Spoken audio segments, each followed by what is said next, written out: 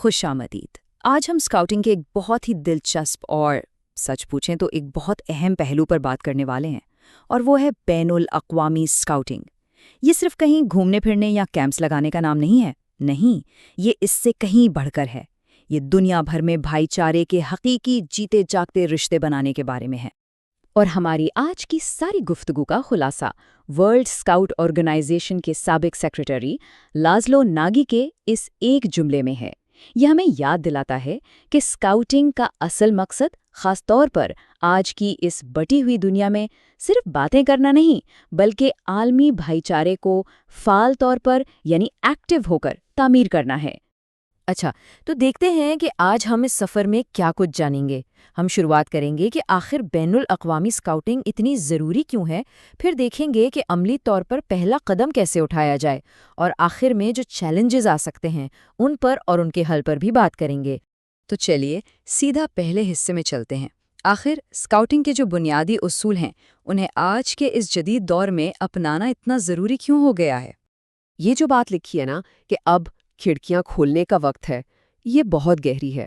مطلب یہ کہ اب ہمیں اپنی چھوٹی مقامی سرگرمیوں سے باہر جھانکنا ہوگا۔ اسکاؤٹنگ کو صرف اپنے محلے یا شہر تک نہیں رہنا چاہیے۔ تو سوال یہ ہے کہ آخر عالمی سطح پر جانے کی ضرورت ہی کیا ہے؟ دیکھیے، آج کی جو نسل ہے جو انٹرنیٹ کے دور میں بڑی ہوئی ہے، وہ تاریخ میں کسی بھی نسل سے زیادہ عالمی سوچ رکھتی ہے، اور اسکاؤٹ تحریک وہ بالکل صحیح پلیٹ فارم ہے جو انہیں دنیا سے جوڑ سکتا ہے اور ان کی زندگی کو کیمپس اور ہائیکنگ سے کہیں زیادہ معنی دے سکتا ہے۔ ٹھیک ہے، تو اب آتے ہیں عملی باتوں کی طرف۔ یہ سب سننے میں تو بہت اچھا لگتا ہے، لیکن ایک اسکاؤٹ گروپ اصل میں دوسرے ملک کے کسی گروپ سے رابطہ کرے تو کرے کیسے؟ یہ سیکشن اسی بارے میں ہے۔ یہ 4 سٹیپس اس پورے پروسیس کو بہت آسان بنا دیتے ہیں۔ اہم بات یہ ہے کہ تھوڑا صبر اور لچک سے کام لیا جائے۔ مطلب ضد نہ کی جائے کہ مجھے ناروے کے سی اسکاؤٹ سے ہی رابطہ کرنا ہے۔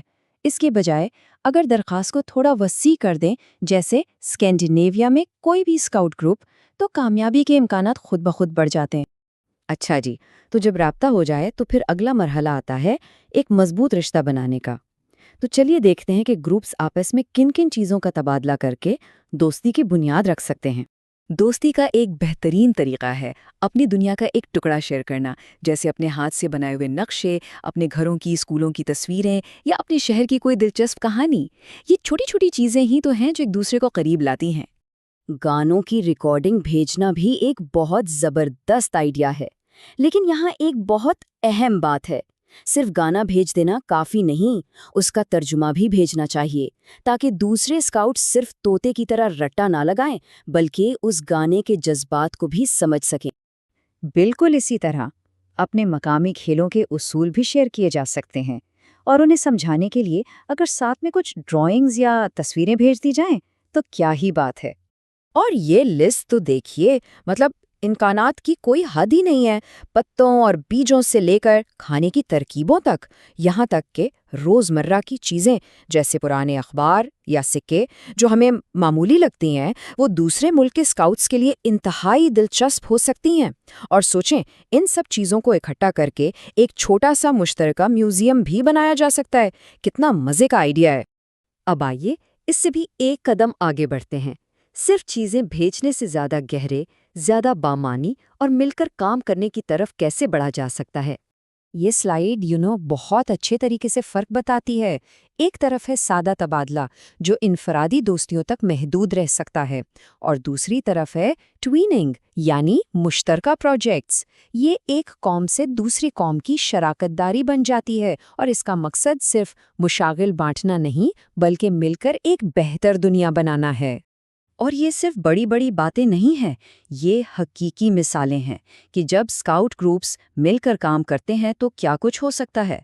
پل اور اسکول بنانے سے لے کر پھیلتے ہوئے صحراؤں کو روکنے تک، یہ پروجیکٹس واقعی دنیا میں ایک مثبت تبدیلی لا رہے ہیں۔